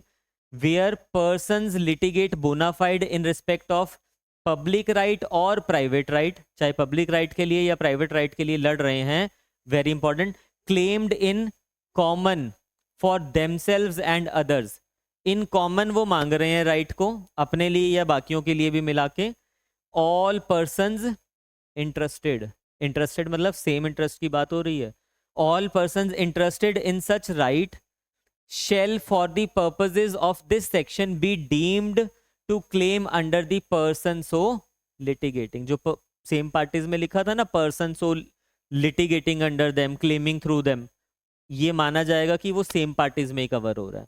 कल को ये नहीं होगा कि वो 3 पार्टीज तो वो केस लड़ रही थी, वहां पे 997 पार्टीज को रिप्रेजेंट कर रही थी, तो उनमें से कोई उठ के आ गया कि मैं तो सेकंड सूट फाइल कर सकता हूं, माना जाएगा कि इन टोटल अगर 1000 पार्टीज हैं, प्लेंटिव 3 ही पार्टीज बनी कोर्ट में, और 997 पार्टीज जो लोग हैं वहां पे, उनको पार्टी नहीं बनाया गया, बट ये इनको भी रिप्रेजेंट कर रहे हैं वहां पे, इनके बिहाफ पे भी सूट उन्होंने फाइल किया, क्योंकि जब रिलीफ मिलेगा सबको ही मिलेगा, वो all will be binding by the judgment. तो ये ना हो कि कल को इनमें से एक बंदा उठ के आ जाए कि मैं तो उसमें प्लेंटिव नहीं था, I am not the same party, तो मैं तो सेकंड सूट फाइल कर सकता हूँ, मेरे ऊपर रेस जुडिकाटा नहीं लगेगा। यहाँ पे एक्सप्लेनेशन में ये लिखा हुआ है कि ये 3 लोग जो है ना, ये इनको रिप्रेजेंट कर रहे हैं and these are the person who are claiming through them. ये 997 पर्सन इनके थ्रू क्लेम कर रहे हैं। ठीक है, अब आपने अगर रिप्रेजेंटेटिव सूट पहले नहीं पढ़ा हुआ तो थोड़ा सा ऊपर नीचे हो सकता है ये आपको समझने में, बट कुछ टेक्निकल है नहीं है। बस इतना याद रखो कि अगर 1000 में से 3 ही लोग वहां पे कोर्ट में रिप्रेजेंट कर रहे हैं, all will be judgment will be binding on all of the person, और बाकी माने जाएंगे claiming through them. Res judicata सभी के ऊपर लगेगा। ठीक है, आगे देखिए। हाँ, हम्म, लिखवा दिया था। अच्छा हाँ, वहां भी मैंने करवाया हुआ है आपको ऑर्डर। याद कीजिए, जब हमने कहा था, लिखा होगा, रेफर किया होगा, समझा नहीं होगा उस समय हमने, जब हम ऑर्डर 1 रूल 8 लिख रहे थे, उसमें मैंने आपको सेक्शंस भी लिखवाए हैं, 146 वगैरह मैंने सेक्शंस आपको साथ में, हाँ 91 92 146 ये सेक्शन लिखवाए हैं। जब पढ़ेंगे तब देखेंगे उसको। अभी उसमें से एक चीज़ हमने पढ़ लिया कि देखो ये रिप्रेजेंटेटिव वाले की बात कर रहा है ना। आगे देखिए, लास्ट लास्ट इसलिए क्योंकि ये तो अभी हम पहले ही पढ़ चुके हैं। The provisions of this section, section 11 की बात हो रही है, will apply to proceedings, very important, again very important. ये जो दोनों है ना एक्सप्लेनेशन 7 एंड 8, ये दोनों ही ऐड की गई थी 1976 की अमेंडमेंट से। 1976 की अमेंडमेंट से किस चीज़ की बात हो रही है, ध्यान से देखना। आप देखो स्टार्टिंग याद करो, हम जब स्टार्टिंग में पढ़ रहे हैं यहाँ पे सेक्शन 11 में किस किस चीज़ को कवर किया जा रहा है, सूट को कवर किया जा रहा है, इश्यू को, इसके अलावा तो कुछ भी कवर नहीं हो रहा ना। अब मान के चलो कि यहाँ पे एग्जीक्यूशन भी कवर हो रहा है, अपील तो सूट का ही पार्ट हो गया, मैंने अलग से लिखवा दिया कि वो भी कवर हो जाएगा। यहाँ पे अब मान के चल रहे हैं कि एग्जीक्यूशन भी कवर हो रहा है, डायरेक्टली नहीं but by way of explanation 7। यानी कि रेस जुडिकाटा एग्जीक्यूशंस के ऊपर भी लगता होता है। एग्जीक्यूशन क्या होती है, जब मेरी फेवर में मैंने केस फाइल किया, कोर्ट ने सुना, दोनों पार्टीज को जजमेंट दिया, मेरी फेवर में जजमेंट आ गई, मैंने कहा था कि ब्रीच ऑफ कॉन्ट्रैक्ट आपने किया, मुझे डैमेजेस दिलवाए जाए, कोर्ट कहता है 1 लाख रुपया आपको देना पड़ेगा मुझे, जजमेंट भी आ गई, डिक्री मेरी फेवर में, आप फिर भी मुझे पैसे नहीं दे रहे हो, तो मैं क्या करूंगा, मैं मार पिटाई थोड़ा ना करूंगा, मुझे क्या करना है, मुझे वापस कोर्ट में जाना है। मैं कहूंगा कि जज साहब ये मैं एग्जीक्यूशन लेके आया हूँ, मेरे आपका जो ऑर्डर है ना उसको एग्जीक्यूट करवाइए, उससे पैसा मुझे दिलवाइए, यानी कि डिक्री का जो फ्रूट था वो मुझे रियलाइज करवाइए। एग्जीक्यूट करवाने के लिए ऑर्डर 21 हम बहुत डिटेल में पढ़े, बहुत मतलब जो एग्जाम पॉइंट ऑफ व्यू से इंपॉर्टेंट है उसको डिटेल में पढ़ेंगे हम। तो अब कोर्ट उसको एग्जीक्यूट करवाएगा। मैंने एक बार एग्जीक्यूशन डाल दिया, इसका मतलब ये नहीं कि मैं दोबारा से, एक बार एग्जीक्यूशन डाला मैंने, कोर्ट ने डिसमिस कर दिया मेरा एग्जीक्यूशन, ये नहीं कि मैं बार बार एग्जीक्यूशन लेके आता रहूंगा। कैसे बार हो रहा हूं मैं, यहाँ पे ये लिखा देखो, the provisions of this section यानी कि section 11 shall apply to proceedings for execution of decree. जब भी मैं एग्जीक्यूशन ऑफ डिक्री डाल रहा हूं उस पर भी ये प्रोविजन लगेगी सेक्शन 11 की। And references in this section to any, अब हमें ये समझ आ गया कि एग्जीक्यूशन के ऊपर ये लगेगा। देखो एग्जीक्यूशन ना बेसिकली ये एक अलग सूट हो जाता है, काइंड ऑफ सूट नहीं बोलना उसको कभी भी, बट वैसे बात कर रहा हूँ। जब सूट फाइल करते हैं उसमें प्लेंटिफ होता है, उसमें डिफेंडेंट होता है। एग्जीक्यूशन मैंने अभी आपको पढ़ाया नहीं। जब अपील फाइल करते हैं वो भी तो एक अलग प्रोसीडिंग्स की तरह हो जाता है, भले ही वो कॉन्टिन्यूशन ऑफ सूट है, उसमें एक एपिलेट होता है, दूसरा रिस्पोंडेंट होगा। ऐसे ही जब एग्जीक्यूशन फाइल की जाती है, एक डिक्री होल्डर होता है, एक जजमेंट डेटर होता है, जिसने पैसा देना है वो जजमेंट डेटर, जिसकी फेवर में डिक्री है वो डिक्री होल्डर, वो एक अलग से प्रोसीडिंग्स चल रही है। तो वो कहते हैं उसमें जो रेफरेंसेज है, and references in this section to suit issue and former suit shall be construed as references respectively to a proceedings for execution of the decree, question arising in such proceeding and former proceeding. कहते हैं suit को हम इससे relate करेंगे और issues को हम question arising in such proceeding से रिलेट करेंगे, फॉर्मर प्रोसीडिंग्स को हम फॉर्मर सूट से रिलेट करेंगे। हम ये कह रहे हैं ना कि एग्जीक्यूशन के ऊपर ये लगाएंगे सारी चीजें जो ऊपर सेक्शन 11 में लिखा हुआ है। सेक्शन 11 में तो बार बार वो बात कर रहा है ना सूट की, इश्यूज की, बट एग्जीक्यूशन में सूट टर्म ही नहीं आएगा, वो तो एग्जीक्यूशन है। तो उसको हम कह रहे हैं कि suit is equivalent to the execution of decree. वहां जैसे हम अपील कह रहे हैं कॉन्टिन्यूशन ऑफ अ सूट, तो सूट अपील एक ही चीज लेके चल रहे थे, ऐसे ही suit will be equal to execution, issue will be equal to question arising in such proceeding. Execution में ना जब हम सेक्शन 47 पढ़ेंगे, थोड़ा बहुत मैंने आपको बताया अभी यूएस के बारे में डिक्री करते हुए, 47 सेक्शन में ना क्वेश्चंस पूछे जाते हैं, बहुत सारे क्वेश्चंस आप रेज करते हो, ऑब्जेक्शंस होते हैं बेसिकली, कौन से क्वेश्चंस को डिसाइड कर सकता है एग्जीक्यूशन में, कौन से नहीं कर सकता, वो इश्यूज है बेसिकली, उसको हम कह रहे हैं that will be equivalent to issues. याद है 47 मैंने आपको बताया था, बताओ कब बताया था, क्या बताया था उसमें? 47 डिक्री माना जाएगा क्या, डीम डिक्री माना जाएगा? नहीं, कौन सी अमेंडमेंट से हटाया? 1976 की अमेंडमेंट से उसको रिमूव कर दिया वहां से, और उसको यहाँ पे कवर कर दिया। 1976 की जो अमेंडमेंट थी वो डीम डिक्री तो नहीं रहा ना, एग्जीक्यूशन जो है वो डीम डिक्री नहीं है अब हमारे पास। क्यों? क्योंकि जब वो डीम डिक्री होता था फिर वो अपीलेबल हो जाता था, प्रोसीडिंग्स और लंबी हो जाती थी, उन्होंने वहां से हटा दिया। यहाँ पे इस चीज को एक्सप्लेनेशन में ऐड किया रेस जुडिकाटा के लिए। जब हम एग्जीक्यूशन इंस्टीट्यूट कर रहे हैं, जैसे सूट इंस्टीट्यूट करते हैं ऊपर लिखा जाता है सूट, एग्जीक्यूशन इंस्टीट्यूट कर रहे हो तो ये रही एग्जीक्यूशन की पिटीशन, अब ये इसके ऊपर लिखा जाएगा execution, suit will be equal to execution of a decree. Suit जब हमने फाइल किया था, कोर्ट क्या करता है, जब डिफेंडेंट का WS वगैरह आएगा इश्यूज फ्रेम करता है, यहाँ पे एग्जीक्यूशन में कभी भी इश्यूज फ्रेम नहीं होते हैं, क्योंकि इश्यूज तो यहाँ डिसाइड हो चुके हैं, उसका फ्रूट ही तो रियलाइज करवाना है। यहाँ पे क्या होगा एग्जीक्यूशन में, यहाँ ऑब्जेक्शंस आएंगे, कोर्ट क्वेश्चंस फ्रेम करेगा कि कौन से क्वेश्चन मुझे डिसाइड करने हैं कौन से नहीं, तो वो कहता है ये जो questions arising in the proceedings है ना, it will be equal to issues. And उसमें होता था फॉर्मर सूट सब्सिक्वेंट सूट, यहाँ पे क्या कह रहे हैं, यहाँ पे कहते हैं farmer proceedings for the execution of that decree. Farmer proceedings मतलब मैंने पहली जो एग्जीक्यूशन डाली उसके बाद दूसरी एग्जीक्यूशन डाल रहा हूँ। हमने जितने भी एग्जाम्पल किए ना, हमने ये लिखा ए ने सूट फाइल किया बी के अगेंस्ट, हम लिखते थे सूट 1, फिर हम लिखते थे ए ने सूट फाइल किया बी के अगेंस्ट, बट इसको लिखते थे हम सूट 2, ये हो जाता था फॉर्मर सूट, ये हो जाता था सब्सिक्वेंट सूट। अब मैं इसको सूट नहीं लिखूंगा, मैं लिखूंगा एग्जीक्यूशन 1 एग्जीक्यूशन 2, तो ये हो जाएगा फॉर्मर प्रोसीडिंग्स एग्जीक्यूशन की सब्सिक्वेंट प्रोसीडिंग्स। ठीक है, तो ये इस चीज की बात कर रहा है। यहां से यहां तक इसने बताया कि एग्जीक्यूशन के ऊपर भी रेस जुडिकाटा अप्लाई होता है, और यहां एक्सप्लेन कर रहा है कि ये सेक्शन जब इसके ऊपर अप्लाई हो रहा है तो इस सेक्शन में जो एक्सप्रेशंस हैं रेस जुडिकाटा के, सॉरी इस सेक्शन में जो एक्सप्रेशंस हैं एग्जीक्यूशन के किस किस रेफरेंसेस के इक्विवेलेंट माने जाएंगे। Plaintiff, plaintiff is equivalent, appeal में जाके वो कौन बन जाता है, एपिलेंट बोलते हैं उस साइड को हम।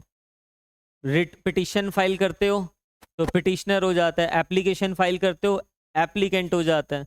तो हम ये कह सकते हैं ना कि रेफरेंस टू दी जो प्लेंटिफ है it will be considered as appellant या फिर एप्लीकेंट, तो वो उसी चीज की यहाँ पे बात कर रहा है, कंफ्यूजन नहीं होनी चाहिए। ठीक है, तो वेरी इंपॉर्टेंट फॉर प्रीलिम्स, याद रख लेना कि जो एग्जीक्यूशन है उसके ऊपर भी रेस जुडिकाटा लगता होता है, एक बार ही नहीं, नंबर ऑफ टाइम्स ये प्रीलिम्स में आपसे क्वेश्चन पूछा जा चुका है।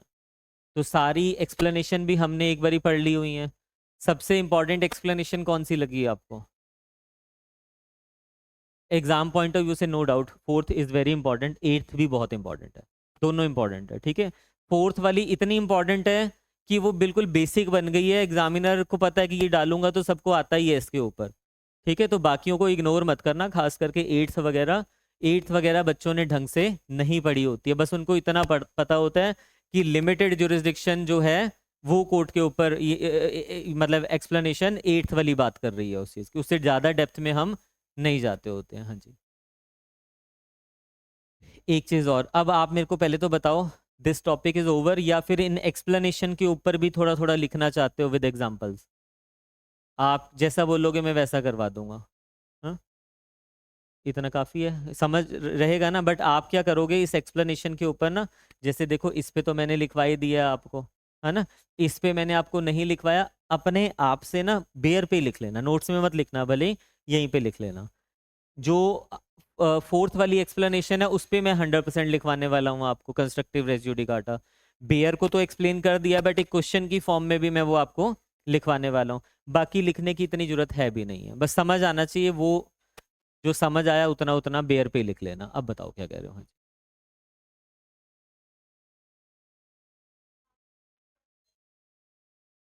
हाँ, प्रोसीडिंग्स। प्रोसीडिंग्स मतलब एग्जीक्यूशन प्रोसीडिंग्स। एग्जीक्यूशन प्रोसीडिंग्स में जो क्वेश्चंस आए, देखो ना, मैं ना पेज ढूंढ रहा हूँ, मेरे पास जगह हो ना यहाँ पे तो मैं बना दूँ साथ में। बट देखो टाइट टाइट में ही हो रहा है, बट देखते रहना है जैसे भी। ये है मेरे पास, सपोज करो सूट। ये है मेरे पास सूट। ये है मेरे पास एग्जीक्यूशन। एग्जीक्यूशन प्रोसीडिंग्स होती हैं, ठीक है। एग्जीक्यूशन। अब सूट में क्या होगा, आप फाइल करोगे, दूसरी पार्टी को समनिंग वगैरह जाएगी, वो आएगा, कोर्ट क्या करेगा, इश्यूज फ्रेम करेगा। यहाँ पे क्या होता है, दूसरी पार्टी को फिर से वही समनिंग वगैरह जाती है, वो आती है, इश्यूज नहीं फ्रेम हो रहे यहाँ पे कोई भी। यहाँ पे क्वेश्चंस फ्रेम होंगे। क्वेश्चंस अंडर सेक्शन 47 की कोर्ट कौन कौन से क्वेश्चन डिसाइड करेगा अब यहाँ पे। ठीक है, और लास्ट ये जो है, इसको हम कहते थे सूट, कौन सा सूट, फॉर्मर सूट। इसके बाद एक और सूट आएगा, सूट सेकंड, उसको कहते थे सबसिक्वेंट सूट। ये जो है इसको हम कह रहे हैं यहाँ पे फॉर्मर प्रोसीडिंग्स। इसके बाद एक और प्रोसीडिंग्स आएगी, उसको कहेंगे subsequent proceedings, second execution proceedings. हम कह रहे हैं कि ये जो सूट है it is equivalent to this execution.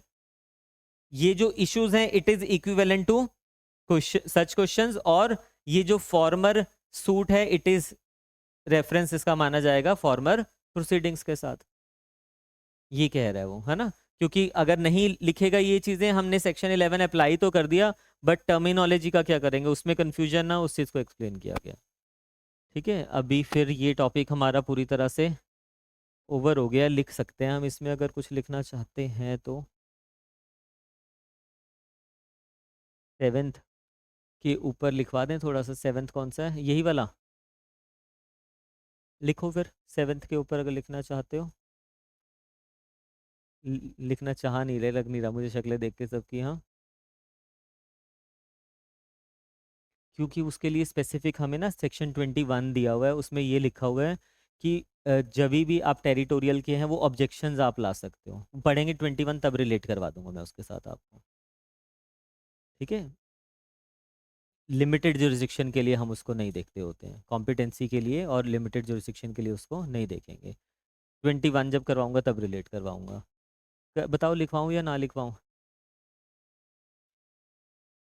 7 में क्या, यही तो लिखना है कि एग्जीक्यूशन, मैंने यहाँ लिखो, बेयर एक्ट में लिखो ना, बेयर एक्ट में लिखो यहाँ पे, जहाँ पे इश्यूज लिखे हुए हैं ना, लिख दिया आपने, एग्जीक्यूशन रेड विद एक्सप्लेनेशन 7, बस उतना लिख देना। उसके बाद तो एक्सप्रेशन ही है ना, इसको ये कहेंगे, इसको ये इक्वल रहेगा, और तो कुछ भी नहीं है उसमें। चलिए, हमने रेस जुडिकाटा कंप्लीट बेयर से पढ़ लिया है। अब हमें मिसलेनियस इसकी प्रोविजंस पढ़नी है। मिसलेनियस मतलब मैंने अब आपको क्वेश्चंस करवाने हैं, आपको कवर हो गया ना, रेस जुडिकाटा हमारा कंप्लीट हो गया। बट अभी भी मैं ये नहीं कह सकता कि आपसे हर क्वेश्चन हो जाएंगे, क्योंकि क्वेश्चन में किस तरह से ये अप्लाई करने हैं लॉ, वो बहुत मैटर करता होता है। तो इसकी क्वेश्चंस हम अगली 5-6 क्लासेस में करेंगे, जितनी भी लगेगी इसके ऊपर। आपको अलग से प्रोपोजिशन बेस्ड क्वेश्चन लिखवाऊंगा, और आप फिर उसमें सॉल्व करोगे उस चीज़ों को, तब जाके हम कहेंगे कि res judicata is finally and completely completed, decided. हाँ, हाँ, वो सारा बीच में लिखवा दूंगा, सब कुछ उसमें मिसलेनियस करवाना है मैंने। इसके बाद कहाँ पे रेजिड्यू काटा लगता है, कहाँ नहीं लगता, वो सारा उसमें कवर हो जाएगा। ठीक है, आज के लिए काफ़ी है, फिर नेक्स्ट क्लास में स्टार्ट करेंगे उसको, अभी नहीं स्टार्ट करते। टाइम है वैसे, करना चाहो तो मैं करवा भी सकता हूँ, करवा दूँ।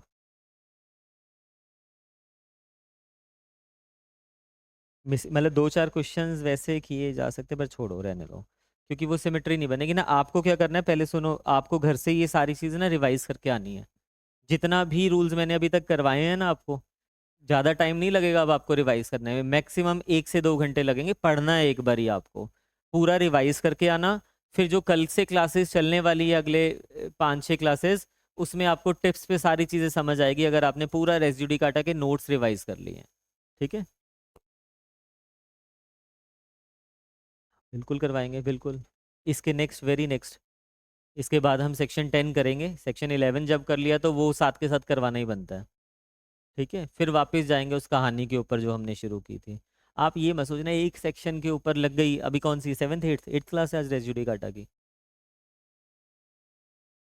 एट्थ मान लो। अभी और लगेंगी 4-5 तो आराम से लग जाएगी। तो ये मत सोचना एक टॉपिक पे लग गए हमारे 10-10+ डेज। वो ये टॉपिक ही बहुत इंपॉर्टेंट है। ठीक है, इसलिए लग गए इतने दिन। आपको कल को भी प्रॉब्लम नहीं आएगी, एग्जाम में कैसा भी क्वेश्चन आएगा। जो इंपॉर्टेंट नहीं होंगे टॉपिक उसमें हम भागेंगे भी जहाँ भागना होगा। ठीक है, तो इन टोटल हमारे वही लगने हैं, 4 से 5 महीने लगने हैं टोटल। 100 के अराउंड लेक्चर्स लगेंगे सीपीसी के ऊपर। 5-10 ऊपर नीचे हो सकते हैं, वो अलग बात है। बट सीपीसी आपका थॉरोली कवर हो जाएगा, उसके बाद कोई डाउट रह नहीं जाएंगे आपको। और सबसे ज़्यादा जो बच्चों को प्रॉब्लम क्रिएट करता है सब्जेक्ट, वो भी है सीपीसी। सच बता रहा हूँ ये आपको, क्योंकि हम जो पढ़ते हैं ना, मैं आपको अपने एक्सपीरियंस के बेसिस पे बताता हूँ। आपने बहुत से बच्चे ऐसे देखे होंगे, आपको लगता है कि यार प्रीलिम्स क्लियर हो गया, मेंस क्लियर ही नहीं हो रहा, इतने टाइम से मेंस नहीं क्लियर हो रहा। Prelims is all about cramming. रट्टाफिकेशन के अलावा है क्या प्रीलिम्स में? कुछ भी नहीं है। कभी कॉन्सेप्चुअल पेपर आ जाता है, वो भी बिल्कुल लिमिटेड लेवल तक, इतना नहीं कि बहुत डीपर जाएगा वहाँ पे। वो मेंस में आपकी असली नॉलेज टेस्ट होती है, इसलिए प्रीलिम्स सिर्फ क्वालिफाइंग है, मेंस के ही तो मार्क्स आगे जाते होते हैं, और मेंस ही मेन है। मेंस में हमारे मार्क्स इसलिए नहीं आते होते हैं, पहला, मेरे को कंटेंट ही नहीं होता मेरे पास अच्छा लिखने के लिए, और अगर होता भी है तो मुझे लिखना नहीं आता वहाँ पे, प्रेजेंटेशन नहीं आती। अगर ये दो चीज़ें मैं परफेक्ट कर लूँगा ना, फर्स्ट अटेम्प्ट में पेपर निकाल जाओगे। इसके अलावा कुछ है ही नहीं है वहाँ पे।